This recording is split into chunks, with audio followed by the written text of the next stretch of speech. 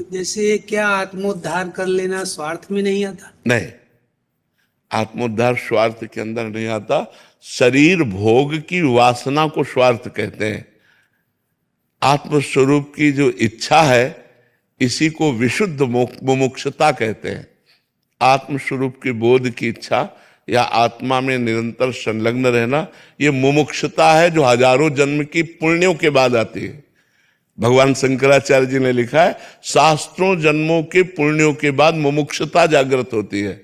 इसे स्वार्थ कहते हैं। जो शरीर को लेकर के वासना की पूर्ति, शरीर को लेकर के जो इच्छाएं हैं उन्हें स्वार्थ कहते हैं। स्वरूप को लेकर के जो इच्छाएं हैं उन्हें परमार्थ कहते हैं। और परमार्थ की इच्छा होना ही परमार्थी का लक्षण है। हम उच्च कोटि की परमार्थी स्थिति को प्राप्त हो, ऐसी इच्छा हर परमार्थ के पथिक में होनी चाहिए।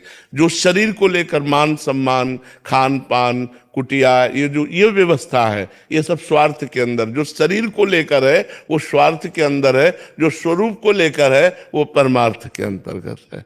तो हमें इसी जन्म में अपना कल्याण कर लेना चाहिए। दूसरों का कल्याण करने की बात जैसे आती है, ये भी एक अज्ञान से युक्त बात है। अच्छा, ये अज्ञान के अंतर्गत है, क्योंकि दूसरा कोई है नहीं। सर्वम खलमिदम ब्रह्म ने नानास्ति किंचन, सर्वम खलमिदम ब्रह्म ने नानास्ति किंचन, सब कुछ तो ब्रह्म है और उसी ब्रह्म की अनुभूति मुझे करनी है, इनको नहीं करनी। ये हमारे ब्रह्म है, मूर्तिमान ब्रह्म, सर्वम, देह सहित हम इन्हें ब्रह्म रूप मानते हैं। इसी ब्रह्म का मुझे अनुभव करना है, और मुझे अनुभव हो गया तो सबका कल्याण हो गया।